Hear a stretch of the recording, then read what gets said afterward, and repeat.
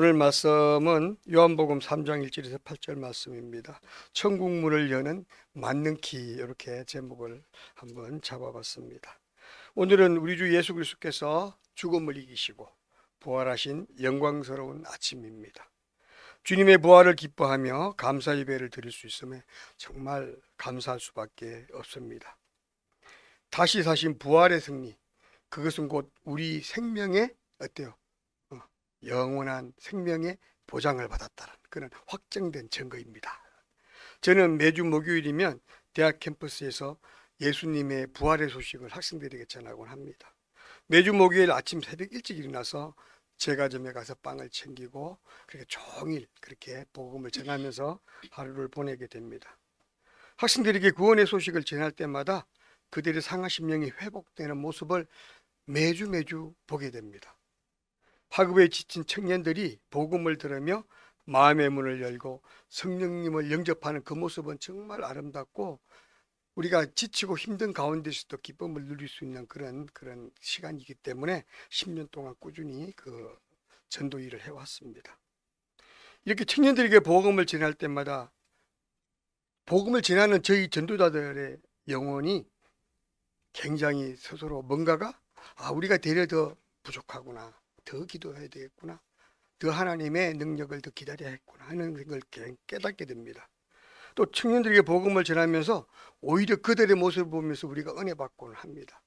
그래서 저는 더 많은 사람들이 함께해서 그 은혜를 경험했으면 좋겠다는 그런 희망을 갖게 됩니다. 특히 오늘은 부활주일입니다. 부활의 사건은 기독교 신앙의 핵심입니다. 기독교 신앙의 뿌리라고 할 수 있습니다. 나무가 뿌리가 죽어버리면, 뿌리가 없어지면 살아날 수가 없습니다. 이 부활의 신앙을 인정하지 못한 성도는 성도라고 할 수가 없습니다. 고린도전서 15장 14절을 보면 그리스도께서 만일 다시 살아나지 못하셨다면 우리가 전파하는 것도 헛것이요, 전도도 다 헛것이라는 거죠. 또 너희 믿음도 헛것이다 라고 말씀하셨습니다. 그만큼 부활신앙이 중요하다는 거죠. 핵심이라고 하죠. 키. 저는 이걸 오늘 맞는 키라고 제가 이름을 붙여봤습니다. 그렇습니다. 예수 그리스도의 부활은 죽은 자가 다시 사는 생명의 시작입니다. 부활의 확신은 또한 성도의 구원과 영생을 결정짓는 확실한 분명한 증거입니다. 이것을 믿는다면 당연히 내가 부활됐음, 내가 새 생명을 얻을 수 있었음을 인정할 수 있다는 거죠. 부활을 믿지 못한 사람은 결코 그 믿음이 오락가락할 수밖에 없다는 것이죠. 사도 바울은 20절에서 이렇게 말합니다. 예수 그리스도께서 죽은 자 가운데서 다시 살아나사 잠자는 자들의 첫 열매가 되셨다라고 고백하고 있습니다. 예수님의 부활 사건은 모든 믿는 자들에게 구원의 확신을 주는 부활의 첫 열매입니다. 그래서 이 시간 우리 모두에게 이런 질문을 던져봅니다. 만약 오늘 밤에 내가 세상을 떠난다면, 각자 생각해 보십시오. 질문하지 않겠어, 묻지 않겠습니다. 생각하십시오. 오늘 밤에 내가 죽는다면, 세상을 오늘 밤이 마지막이라면 나는 과연 죽음 이후에 내 영혼이 하나님 곁에 갈 수 있을까? 곰곰하게 한번 생각해 보십시오. 우리의 생명은 언제까지 산다는 보장이 없습니다. 지금 이 순간에 저는 여기 설교하고 있지만 이 중에도 제가 어떻게 될지 모릅니다. 우리의 생명은 하나님께 달렸기 때문에 그렇습니다. 이 시간 나의 죽음에 대해 아주 진지하게 심각하게 한번 생각해 봤으면 좋겠습니다. 각각 개인의 사정에 따라서 제각기 다른 반응을 보일 수 있을 거라고 생각합니다. 나는 그동안 교회도 열심히 나왔으니까, 헌금도 아주 그냥 부지런히 빼먹고 했으니까, 나는 틈나는 대로 복음을 전했으니까, 세상에 불쌍한 사람들 볼 때마다 봉사했고 헌금했고 그애들 전도하고 도와주고 했으니까, 선행을 많이 했으니까 나는 천국 갈 거야, 그렇게 생각하는 사람도 있을 수 있겠죠. 나는 기회 있을 때마다 헌신했고 충성했고 봉사했고 성실하게 살았는데, 근데 또 이 많은 부분은 그런데도 불구하고 찜찜해. 과연 내가 정말 하나님 나라에 내 영혼이 갈 수 있을까? 하나님이 그냥 잘했다 아들아 하고 나를 받아줄 수 있을까? 아이고 잘했다 우리 딸아 하고 받아줄 수 있을까? 한번 곰곰하게 생각해 봤으면 좋겠습니다. 저는 솔직히 어떨 때는 가끔 자신 없을 때도 있어요. 그러나 말씀을 믿으면서 확신하게 됩니다. 나는 구원받았다. 오늘 본문을 보면 니고데모도 우리와 똑같은 이렇게 고민을 하고 있는 것 같아요. 죽음과 죽음 후에 자신이 죽고 그 이후에 내가 정말 천국 갈 수 있을까? 하나님이 나를 안다고 나를 환영해 주며 나를 받아줄 수 있을까? 이런 심각한 고민에 빠져있던 니고데모가 예수님을 찾아왔습니다. 그 니고데모는 유대인의 지도자라고 그렇게 소개하고 있습니다. 그는 율법에 아주 정통한 바리새인이었고 당시 사회적으로 아주 존경받던 그런 공회원이었습니다. 세상 율법의 기준으로 보면 그는 당연히 천국문에서 당당할 수 있는 사람이다라고 그렇게 세상 사람들은 평가했던 그런 사람인데 정작 본인은 심각한 고민에 빠져 있었던 것이죠. 그가 예수님을 찾아온 시간은 밤중에 찾아왔다고 했어요. 남몰래 길거리 다니는 사람도 없는 깜깜한, 그때는 지금같이 가로등도 없었잖아요. 깜깜한 밤에 예수님을 찾아왔습니다. 깊은 밤에 찾아왔어요. 왜 그랬을까요? 창피하니까. 요즘 아주 전문용어로 쪽팔리니까. 그죠? 자기 자신이 이런 고민하고 있는 걸 남에게 보여주기 싫은 거예요. 예수님께 조용히 찾아와서 놓고라. 예수님 찾아와서 예수님께 뭐라고 말합니까? 예수님은 하나님이 보내서 오신 사람으로 저는 생각합니다라고 아부하고 있는 거죠. 그렇게 얘기하면 예수님께 자기한테 좋게 얘기해 주라 이제 그렇게 말하는 거죠. 당신이 하는 모든 일을 받습니다. 하나님이 보내신 사람이 아니면 이렇게 할 수 없음을 저는 믿습니다. 라고 예수님께 가서 아부 섞인 얘기를 하고 있는 거예요. 그런데 예수께서는 뭐라고 말합니까? 천국의 문을 여는 열쇠, 맞는 길을 딱 이제 제시를 하시는데 이렇게 말합니다. 너가 백날 성경을 읽고 너가 아주 거룩한 삶을 살고 한다 할지라도 거듭나지 않으면 안 돼. 이렇게 말하고 있고, 이 거듭남이란 말 저는 이것을 맞는 키다라고 표현했습니다. 천국 문을 여는 맞는 키다. 이 거듭남을 통하면 천국 문은 100% 열린다는 거예요. 그럼 그 거듭남이 뭐냐 하는 거 오늘 말씀을 나누고자 하는 거예요. 그래서 2절에 보니까 이렇게 말합니다. 납비여 우리가 당신은 하나님께로부터 오신 선생인 줄 제가 아나이다. 뭘 의미하는 거예요? 당신은 하나님의 아들입니다라는 걸 인정한 거잖아요. 굉장한 거 사실은 이 믿음이, 그죠? 그랬는데 예수님은 그 말은 들은 척도 안 하고 그래 맞아 난 하나님의 아들이야 이렇게 했으면 얼마나 좋았겠어요. 그 안에 전혀 그런 반응이 없고 3절에 보니까 이렇게 말하면 진실로 내게 이르노니 사람이 거듭나지 아니하면 하나님 나라를 볼 수 없느니라. 거듭나지 않으면 하나님 나라를 들어가는 건 고사하고 볼 수도 없대요. 그냥 거듭나면 훨씬 유리하지 뭐 이렇게 말했으면 얼마나 좋았어요. 그것도 아니에요. 거듭나지 못하면 아예 보지도 못한다는 거. 이건 뭐예요? 이거야말로 맞는 게 천국 갈 수 있는 맞는 게. 이거 아니면 성도들 여기 앉아있어도 다 허사라는 거죠. 우리가 전도를 해도 허사라는 거예요. 기도를 열심히 해도 허사예요. 헌금해도 허사예요. 그죠. 거듭나면 좋지, 정말 괜찮아, 이런 말이 아니라는 거죠. 거듭나지 않으면 결코 하나님 나라를 볼 수도 없다. 이것은 타협할 수 없는 영적이며 실체적인 원리이고 팩트입니다. 이거를 예수님께서 직접 말씀하셨어요. 바울을 통해서 한 것도 아니고 그 제자들을 통해서 한 것도 아니고 예수님께서 직접 하신 말씀이에요. 너가 정말 천국 가길 원하니 거듭나라. 거듭나야 해.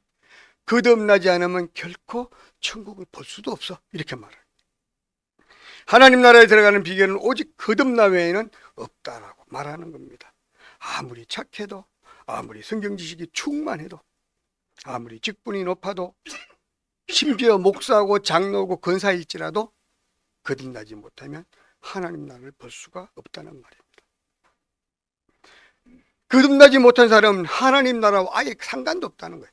하나님과는 상관도 없고 그 관계가 회복이 안 된다는 거죠. 하나님 나라에 갈 수 있는 방법은 도를 닦아서 하는 게 아니에요. 선행을 많이 해서 하는 게 아니에요. 우리 불교의 우리 스님들은 108번뇌라고 고행을 하고, 어떤 사람은 저쪽에, 제가 오래전에 동부 유럽을 갔다 왔는데요, 칼을 꽂고 그 위에 올라앉아서 돌을 닦고 있는 거야. 와, 대단하다. 신기해. 그렇다고 천국 갈 수 있습니까? 아니라는 게 오늘 말씀 그거예요. 돌을 닦아서 안 된다. 훈련해서도 안 된다. 공부해서도 안 된다. 아무것도 안 된다. 오직 거듭나야 된다. 이 말씀 하시는 거예요. 그랬더니 니모데가 엄청 당황해서 묻습니다. 예수님, 그러면 이 늙은이가 어떻게 사람의 태에들어 엄마의 태에들어 다시 날 수 있습니까? 이렇게 묻는 거예요. 맞죠? 그렇게 생각되죠. 다시 나야 된다니까. 거듭난다는 얘기가 네가 다시 나야 된다. 다시 태어나야 된다. 너가 지금 너희 지금은 죽고 다시 태어나야 된다는데 이 늙은 몸이 어떻게 엄마 뱃속에 들어가서 다시 날 수 있습니까? 이렇게 질문하는 거예요. 그랬더니 5절에 예수님께 다시 이렇게 말합니다. 사람이 물과 성령으로 거듭나지 아니하면 하나님의 나라에 들어갈 수 있다. 굉장히 구체적으로 말씀하셨어요. 이제 아까는 거듭남만 얘기하셨는데 거듭남의 방법을 말씀해 주시는 거예요. 뭐라고요? 물과 성령이다. 물과 성령으로 거듭나지 않으면 결단코 하늘나라에 들어갈 수 없다라고 그렇게 말하고 있습니다. 여러분들 이 물과 성령에 대한 의미가 굉장히 중요합니다. 물은 씻음입니다. 깨끗함, 세탁. 물이 아니면 결코 세탁될 수 없죠. 이 물의 의미, 여기서 말씀하신 예수님의 말씀은 우리의 죄를 깨끗하게 씻지 않으면 안 된다. 회개하지 않으면 안 된다. 깨닫지 않으면 안 된다. 교만하면 안 된다. 건방지가 안 된다. 많은 사람들이 자기는 깨끗한데 남을 헐떡고 비난하고 그런 사람 너무 많아요. 안타까워요. 그 마음이 변하지 않아. 계속적으로 그 사람을 공격하고 있어요. 왜? 억울하니까. 그 사람 때문에 내가 아프다고 생각하니까 계속 공격을 하는 거예요. 말로. 자기는 공격하지 않는다 그러면서 공격을 해. 이건 뭐예요? 용서하지 못함. 회개하지 못함. 회개의 첫 번째는 먼저 용서죠.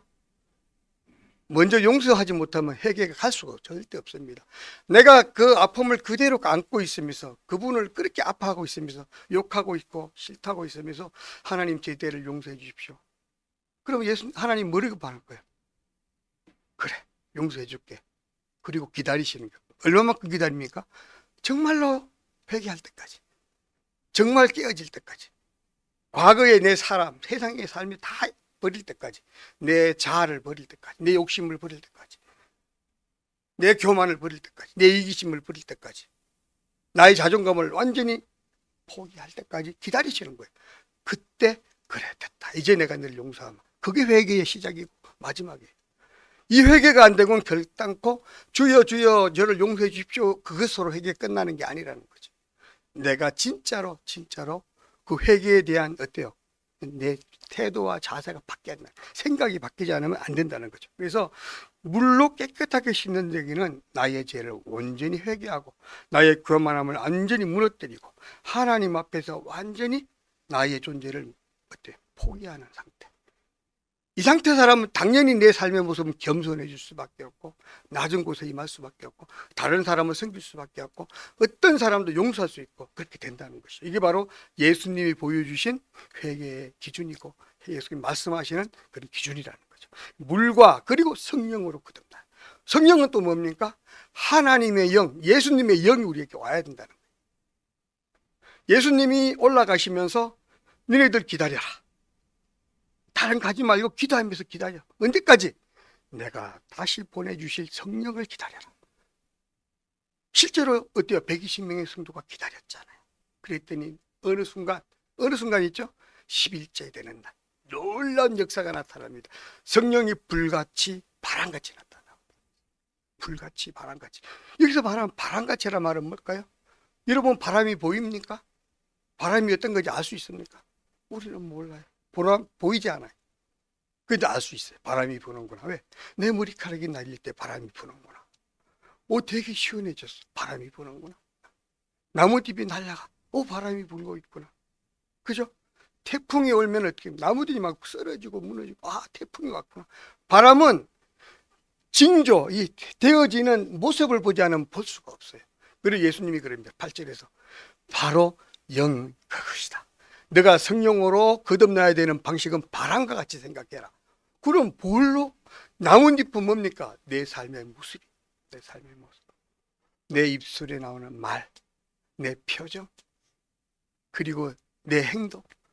내가 누굴 진짜 용서하는지 끝까지 그야말로 못 잡아먹어서 난리치는지, 그 놈이 나를 때리더라도, 그 친구가 나를 무너뜨리더라도 내가 인내하고 참을 수 있는지, 그게 내가 꿋꿋하게 살아있는 사람은 결코 용서할 수 없죠.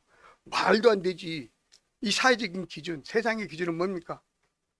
오른 눈을 때리면 왼손, 그죠?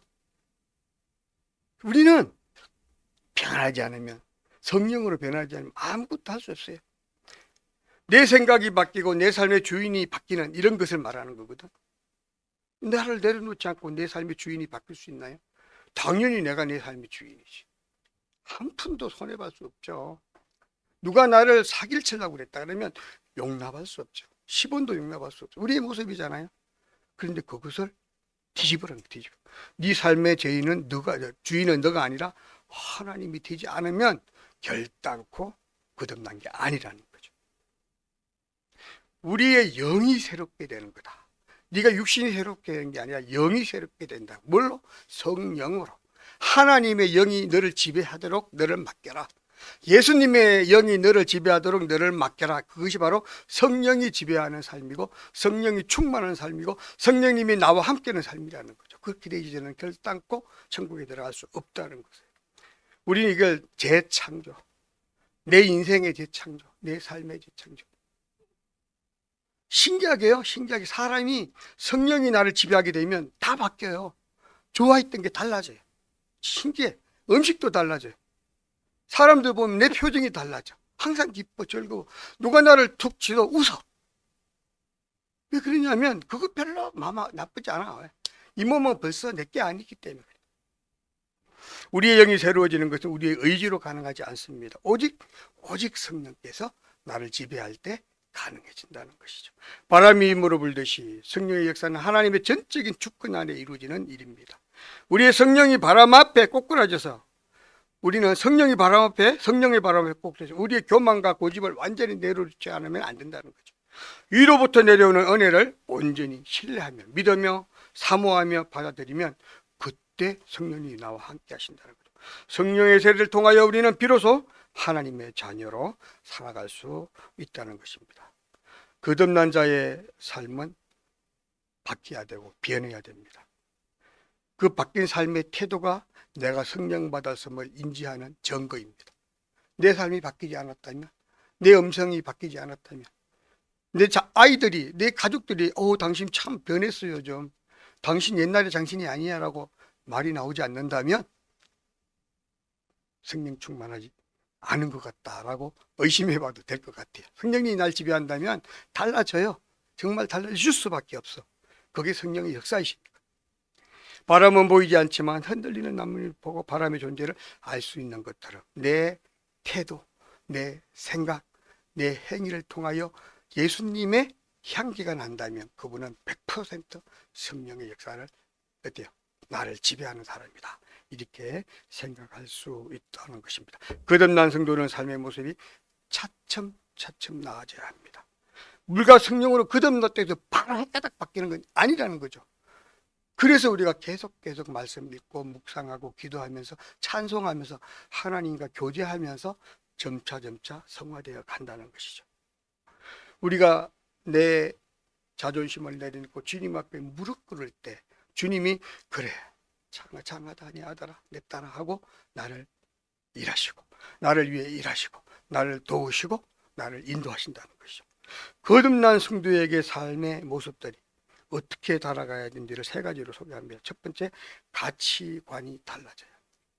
가치관은 내가 가장 소중하게 생각하는 내 인생의 첫 번째 목표, 그게 가치관. 지금까지 내가 잘 살고자 살아가잖아요. 직장에서 월급 10원이나 더 주면 그쪽으로 옮기죠. 그랬던 것이 그것 때문에 아무 관심이 없어져. 오직 하나님만 위해서 살아가야 된다면, 내 시선이 하나님만 바라보고 살아간다면 그것이 내 삶의 가치관의 결정적인 변화를 얘기한다는 것이죠. 전에는 땅의 것들이 좋았고 돈가 좋았고 돈이 좋았고 명예가 좋았고 성공이 좋았는데 거듭난 사람이 되고 나니까 그건 아무 관심 없고 영원한 나라, 하나님의 나라, 복음을 전하는 게 집중하게 된다는 것이죠. 세상이 볼 때 보잘것없어 보이던 것들이 거듭난 사람에게는 보석과 같은 존재로 바뀌게 됩니다. 세상이 볼 때 십자가는 가장 어리석게 보입니다. 저 예수님이 그냥 열심히 복음만 전하다가 그냥 십자가에 억울하게 죽었잖아. 세상에 왔을 때 얼마나 어리석고 보잘것없는지 몰라요. 그런데 우리에게는 그것이 보석이라. 그분의 그 십자가의 죽음 때문에 오늘 이렇게 예배드리는 이 부활의 소식 때문에 우리가 구원받았고 우리가 거듭났고 예수님을 우리의 주인으로 섬길 수 있게 됐다는 것이죠. 물과 성령으로 거듭나면 나 중심의 삶에서 하나님 중심의 삶으로 우리 인생이 바뀌게 됩니다. 우리 인생의 목표가 달라지고 우리가 바라보는 북극성의 위치가 달라집니다. 예수 그리스도만 바라보게 된다는 것이죠. 두 번째 우리가 바뀌는 건 삶의 구체적인 변화로 이어진다. 말이 달라져야 돼. 행위가 달라져. 표정이 달라져. 이 쉽지 않아요. 그런데 차츰차츰 달라져. 다 한꺼번에 안 되죠. 계속 노력하면서 그러기 위해서 노력하면서 그렇게 해가 돼. 눈물로 기도하고 이렇게 될 때 놀라운 일은요. 그렇게 싫어하고 미워했던 친구가 갑자기 기도의 대상이 되는 거야. 최근에 보이고 불쌍히 여기죠. 제가 하나님을 모르니까 쟤를 위해서 기도하게 되는 거죠. 쟤 정말 하나님을 모르고 예수님과 무관하고 하늘나라 무관하니까 저렇게 제 가운데 살고 나를 괴롭히고 하는데 불쌍하잖아. 영혼이 불쌍해서 기도하게 되고 걔에게 전도하게 되고 돈 좀 빼면 그냥 그걸 안 줘도 괜찮아. 우리 교회 가자. 이럴 수 있다는 거죠. 이게 참 중요해. 정말 중요해. 우리가 중요하게 생각하는 것 굉장히 중요해. 이것을 구체적으로 변한 모습을 통해서 내가 바뀐 모습을 통해서 아 그래 예수 믿는 사람은 뭐가 달라. 저 사람이 예수 믿더니 왜 어떻게 저렇게 얼굴이 환해졌지? 저 사람이 예수 믿더니 어떻게 나를 용서해주고 신기하네? 맨날 내가 도망다니는데 얼굴도 보기 싫어서 살살 도망다녔는데 나를 용서해준대. 커피 사준다고 나오래. 그렇다면 그게 바로 전도의 무기가 된다는 거죠. 내가 변하면 전도를 할 수 있게 된다는 거죠. 원수 같던 그를 위해 축복해주면 기도할 수 있는 사람. 고난 중에도 하늘의 평화를 누리는 담대함이 있는 사람. 삶의 모습이 성령님의 인도를 통해서 변화된 그 삶의 모습이 모든 사람에게 좋은 선한 영향을 끼치게 되면 그것이 바로 내가 어때요? 구원받았다라는 바람이 임의로 불되 나뭇잎에 흔들리는 거 보고 존재를 알듯이 내가 성령 받았구나. 하나님 나와 함께 계시는구나를 깨닫게 된다는 것이죠. 이제 말씀을 마무리합니다. 사랑하는 성도들께 다시 한번 묻겠습니다. 만약 오늘 밤에 주님께서 내 영혼을 취해 가신다면, 오늘 밤에 주님께서 나를 오라고 하신다면 나는 기쁜 마음으로 하나님께로 갈 수 있는 사람인지, 아직은 조금만 더 있었으면 좋겠다고 생각하는지, 하나님 조금만 더 기다리세요. 내가 한 2살이면 더 전도하거든. 그때 데려가세요. 내가 선한 행위도 조금 더 하게, 기도도 좀 더 하고 말씀도 좀 더 있고 그때 좀 저를 불러주세요. 그런 사람인지 아니면 주여 감사합니다. 지금 즉시 가겠습니다. 이럴 수 있는 사람인지 한번 돌아봤으면 좋겠습니다. 밤중에 예수를 찾아왔던 니고데모는 어떻게 받겠죠? 훗날 예수께서 십자가에 못 박혔을 때 제자들은 모두 도망갔다. 그러나 이분은 자기가 예수님을 장례하는 데 필요한 향이라든가 이런 걸 다 챙겨서 직접 가서 예수님의 시체를 챙겨서 그 세마포를 입히고 시체를 잘 챙기는 그런 일을 했어요. 잘 보세요. 다 무서워서 도망가서 제자들도 다 도망갔는데 이 니고데모는 두렵지 않았다는 거죠. 예수님에게 내가 무엇을 해드릴까? 마지막 그 순간 십자가에 시체를 챙겨서 돌보는 일을 했다는 것이죠. 이 성경 말씀에 보게 되면 요한복음 19장 39절 이렇게 나옵니다. 일찍이 예수께 밤에 찾아왔던 니고데모도 물약과 침향 섞은 것을 100리터라쯤 가지고 온지라. 이에 예수의 시체를 가져다가 유대인의 장례 법대로 그 향품과 함께 세마포로 쌌더라. 이렇게 성경이 나와 있어요. 니고데모가 어떻게 바뀌었습니까? 그때만 해도 쭈삣쭈삣한 니고데모, 이제는 당당하게 나는 죽어도 괜찮다. 죽으면 죽으리라. 왜? 내가 죽으면 예수님께 돌아갈 것이니까. 당당한 사람으로 바뀌었다는 것이죠. 이게 바로 끝없는 사람의 모습이에요. 니고데모는 두려움을 이기고 예수의 시신을 수습하는 믿음의 거장이 되었습니다. 진짜 거듭난 사람이 됐던 것이죠. 그의 삶의 가치관은 완전히 변했습니다. 우리도 모두 니고데모처럼, 이 사람처럼 천국 열쇠를 소유할 수 있는 그런 성도가 다 되었으면 좋겠습니다. 오늘 여러분의 손에는 어떤 열쇠가 쥐어져 있습니까? 세상 사람의 관점에서 성공이라는 열쇠, 저는 그것을 감히 가짜 열쇠라고 말하고 있습니다. 그것을 붙잡으려고 아웅다웅 애를 쓰고 있다면 저는 가능하면 빨리 놓기를 원합니다. 천국문에 들어갈 수 있는 맞는 키가 있는데 그것은 거듭난 물과 성령으로 거듭나서 예수님을 나의 주인으로 섬기고 살아가는 삶, 성령님이 남을 지배하는 삶을 살아가게 되면 놀라운 하나님 나라의 백성으로 살아갈 수 있는데 어떤 것을 선택하겠습니까? 가짜 열쇠를 선택하겠습니까? 만능 열쇠를 선택하겠습니까?